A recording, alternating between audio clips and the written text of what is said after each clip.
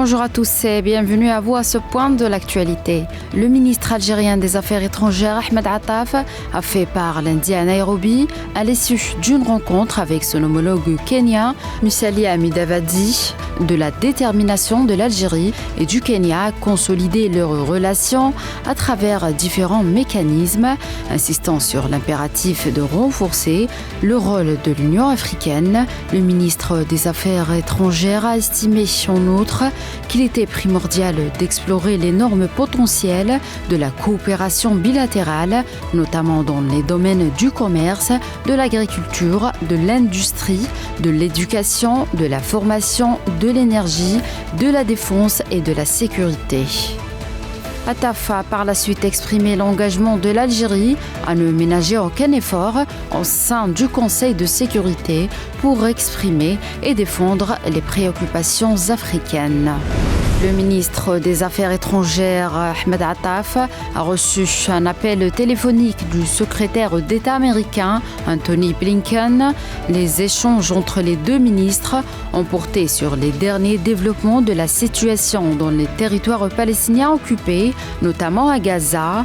L'accent a été plus particulièrement mis sur les discussions en cours au sein du Conseil de sécurité quant aux perspectives d'admission de la Palestine en tant qu'État membre à part entière de l'ONU. Le Conseil de sécurité de l'ONU a décidé hier qu'il se prononcerait d'ici fin avril sur la demande d'adhésion pleine et entière de l'État de Palestine aux Nations Unies. Le Conseil a décidé que cette délibération devrait avoir lieu lors du mois d'avril, a déclaré l'ambassadrice maltaise Vanessa Fraser, qui assure la présidence tournante du Conseil.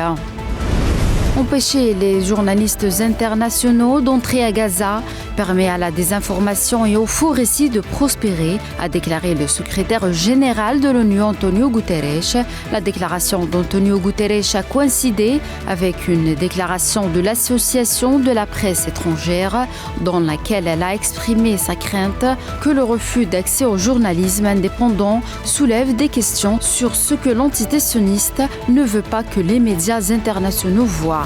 Et dans l'actualité internationale également, le ministre iranien des Affaires étrangères Hossein Amir Abdollahian a inauguré hier un nouveau consulat iranien à Damas, une semaine après les frappes sionistes contre la section consulaire dans la capitale syrienne, faisant 16 morts, dont 7 militaires iraniens, ont rapporté des médias sur place.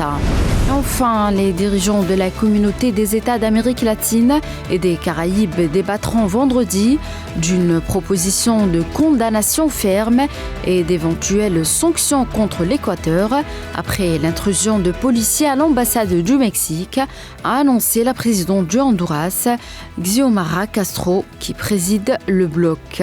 C'est la fin de ce point de l'actualité. Merci de l'avoir suivi.